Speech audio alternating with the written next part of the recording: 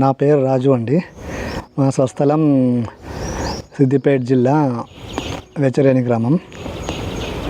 నేను ప్రస్తుతం బిఎస్ఎన్ఎల్లో sub divisional engineer ఎస్డీగా work చేస్తున్నాను అహ్మదాబాద్లో, గుజరాత్ అహ్మదాబాద్లో.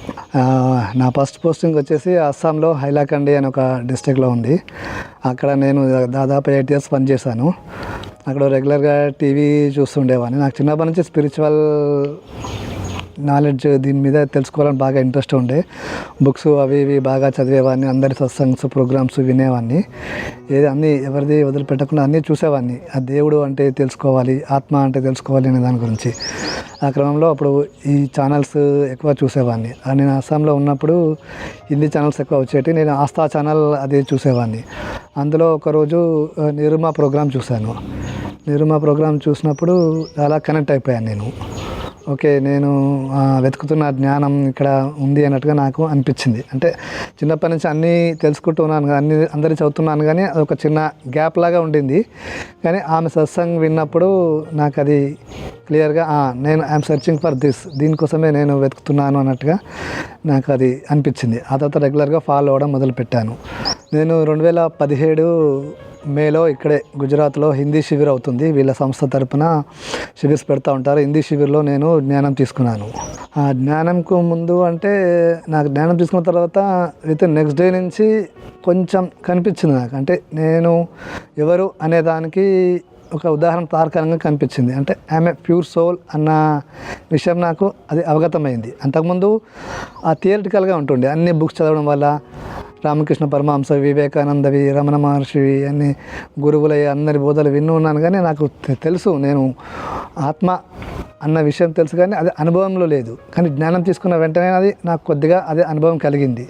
ఆమె ప్యూర్ సోల్ అన్నది నెక్స్ట్ డే నుంచే నాకు అది అనుభవం కలిగింది. అంతకుముందు నేను రాజు కంప్లీట్ రాజు బాడీతో మమేకమై ఉండేది. తర్వాత రాజు వేరు నేను వేరు అన్నది అది నాకు అవగతమైంది. అది దాని సాధన చేస్తూ ఉన్నాను. అది పూజ్యశ్రీ, నేను జ్ఞానం తీసుకున్నది పూజ్యశ్రీ దగ్గరే. టీవీలో చూసేటప్పుడు నిరుమా ప్రోగ్రామ్స్ చూసేవాడిని. తర్వాత అందులోనే ఆస్థా ఇంకా వేరే ఛానల్స్లో కూడా అది పూజ్యశ్రీది కూడా వచ్చేది. పూజ్యశ్రీ అంటే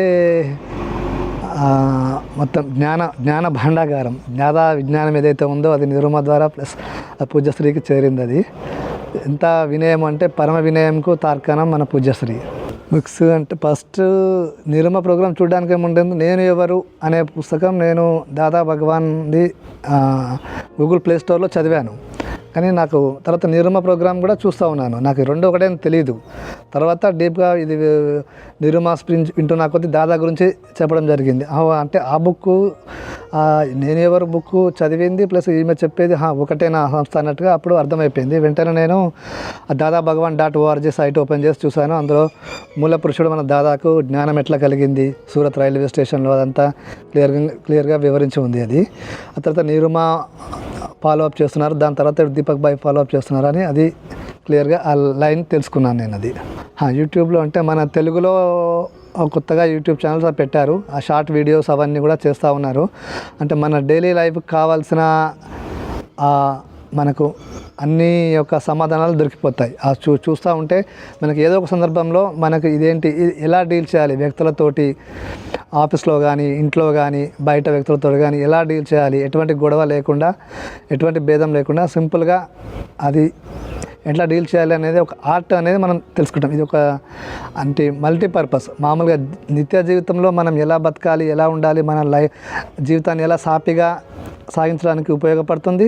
ప్లస్ మన ఆధ్యాత్మికంలో ఇంట్రెస్ట్ ఉన్న స్పిరిచువల్ హై లెవెల్ ఇంట్రెస్ట్ ఉన్న వాళ్ళకు కూడా దానికి అనుగుణంగా కూడా సమాధానాలు ఉంటాయి. రెండు మన నిత్య జీవిత వ్యవహారాలు ప్లస్ మన ఆధ్యాత్మిక ఉన్నతికి రెండుకి ఏ తరగతికి సంబంధించింది ఆ తరగతికి అది సరిగ్గా సమాధానం దొరికిపోతాయి ఇందులో. ఇంకా చెప్పాలంటే నిరుమాది ప్రోగ్రాం చూస్తున్నప్పుడు ఎందుకు అందమో చాలా చదివాను విన్నాను, కానీ వీళ్ళది ఎందుకు కనెక్ట్ అయిందంటే నిరుమా ఒక సత్సంగ్ చేస్తున్నప్పుడు ఒక అతను అడిగాడు, 2 గంటల్లో మీరు ఆత్మ విజ్ఞానం ఇస్తున్నారు, మీరు ఆత్మ తెలుసుకుంటున్నారు, దీనికోసం తపస్సులు చేయాలి, అడవిలోకి వెళ్ళాలి, అక్కడ హిమాలయాలకు వెళ్ళాలి, ఎంతో చేస్తే కానీ సాధ్యమవ్వంది, మీరు 2 గంటల్లో ఎలా ఇస్తున్నారు అని ఆ క్వశ్చనర్ అడిగాడు. అయినప్పుడు నిరుమా చాలా కూల్గా సమాధానం చెప్పారు. మీరేంటి అని అడిగారు. అంటే నేను అది ప్రొఫెషన్ డాక్టర్ అని చెప్పాడు అతను. ఓకే, మీరు first class, second class, 10th, intermediate ఇదంతా చదివారు 12 ఏళ్ళు. తర్వాత మళ్ళీ 5 years MBBS చేశారు. ఆ తర్వాత మీరు డాక్టర్ అనబడ్డారు, డాక్టర్ సర్టిఫికేట్ వచ్చింది, అప్పుడు మీరు డాక్టర్ అనబడ్డారు. ఇది మీరు డాక్టర్ కాని దానికి మీరు చేయాల్సింది ఇదంతా ఉంది. కానీ మీరేంటంటే మీరు ఆల్రెడీ ఆత్మ, దానికి అంత సమయం అవసరం లేదు. జస్ట్ ఆవరణలు కప్పి ఉన్నాయి. జస్ట్ జ్ఞాని చేసేది ఏంటంటే ఆ ఆవరణలు తొలగిస్తాడు. ఆవరణలు తొలగించినప్పుడు నేనే శుద్ధాత్మను అన్న విషయం మీకు చాలా స్పష్టంగా అవగతమవుతుందని చెప్పింది. అది చెప్పగా నేను ఇమ్మీడియట్ కనెక్ట్ అయిపోయాను. అంటే నేను అంత చిన్నప్పటి నుంచి దాదాపు 10-15 ఏళ్ళ నుంచి నేను చదువుతున్నా, వెతుకుతున్నా, అందరి బాగానే ఉంది, ఒక్కొక్కరిది ఒక్కొక్కరు ఎవరిదో ఉంది.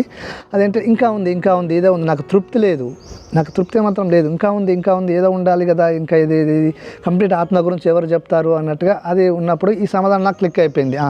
మనం ప్యూర్ సోల్ అనే విషయం, ఆత్మ అనే విషయం తెలుసు. ఆత్మ భగవద్గీత కూడా నేను చిన్నప్పటి నుంచి చదువుతూ ఉన్నాను. ఆత్మ యొక్క స్వభావాలు అందులో వివరించబడ్డాయి. ఆత్మ పాత శరీరం పాత చొక్కా విడిచి కొత్త చొక్కా తొడుకున్నట్టే ఆత్మ కూడా శరీరాలను మారుస్తూ ఉంటుంది అని చెప్పి అన్నారు. కానీ అది అనుభవంలోకి రాలేదు. అది కానీ ఈరోజు ఆ సమాధానం చెప్పినప్పుడు అవును, నేను కంప్లీట్గా మనం ఆత్మలమే, ఆవరణలు కప్పిబడి ఉన్నాయి. ఆ జ్ఞాని వాటిని తొలగించి మీ యొక్క స్వరూపం మీకు అవగతం చేస్తాడు. మేము కొత్తగా ఇచ్చేది ఏమీ లేదు, మీకు కొత్తగా జ్ఞానం ఇచ్చేది ఏమీ లేదు. మీరు ఆల్రెడీ ఉన్నదాన్నే ఆవరణలు తొలగించి మీకు అది అనుభవం ఎలాగ చేస్తాను అన్నప్పుడు నాకు ఎగ్జామ్ క్లిక్ అయిపోయిందా, ఇది నేను ఇన్నేళ్ళ సంది వెతుకున్న జ్ఞానం ఇది కదా అన్నట్టు నాకు అర్థమైపోయింది. ఆ నుంచి ఇమ్మీడియట్గా ఆ బుక్స్ చదవడము అది ఇది చూశాను. ఆ చిన్న బుక్స్ కూడా వాళ్ళవి చాలా ఉంటాయండి. ఆధ్యాత్మికలో ఇంకోటి తెలుగులో కూడా ఇప్పుడు ఫస్ట్ 4-5 బుక్సే ఉండే, తర్వాత చాలా వాటికి తర్జుమా చేశారు. The fault is the sufferer అని ఉంటుంది. అంటే బాధపడేవానిది తప్పు. అంటే అది బుక్స్ మొత్తం చదివినప్పుడు చిన్న బుక్స్ చదివినప్పుడు అందులో ఎంత డెప్త్గా చెప్పారు మన గురించి, మన యొక్క జీవితం గురించి, ఎట్లా మనం జీవితం ఎట్లా డీల్ చేయాలని ఉంటుంది. ఇప్పుడు ఇంట్లో మీరు ఉన్నారు, కరెంటు పోయింది, చీకటిగా ఉంది, మీరు వెళ్ళి గోడ గుద్దుకున్నారు, తప్పవరిది మీదా గోడదా? మీదే కదా. గోడలాగానే ఉంది, మీరు వెళ్ళి గుద్దుకున్నారంటే మీరు జాగ్రత్తగా లేరు, అది మీరు జాగ్రత్తగా చూసుకొని వెళ్ళాలి. అంటే ఎదుటి వ్యక్తి కూడా అందరూ మనకు గోడలాగా అన్నట్టు, అంటే వాళ్ళ తప్పు ఉండదు, మనం అడ్జస్ట్ అయిపోవాలి. అక్కడ గోడ అలాగే ఉంటుంది, మనం దాన్ని తప్పుకోకుండా మెల్లమెల్ల సర్దుకొని పోవాలి. ఇక్కడ మనమే తప్పు పట్టకూడదు వాళ్ళు అట్లాగే ఉంటుంది. అది మనము సర్దుకొని పోవడం వల్ల మనం ప్రమాదం నుంచి బయటపడతాం. లేదు నేను కంటెంట్ మీద నేను ఇట్లే పోతాను, స్టెప్గా పోతాను అన్నప్పుడు వెళ్ళి మీరు గోడ కుట్టుకుంటారు, మీకు డ్యామేజ్ అవుతుంది. కానీ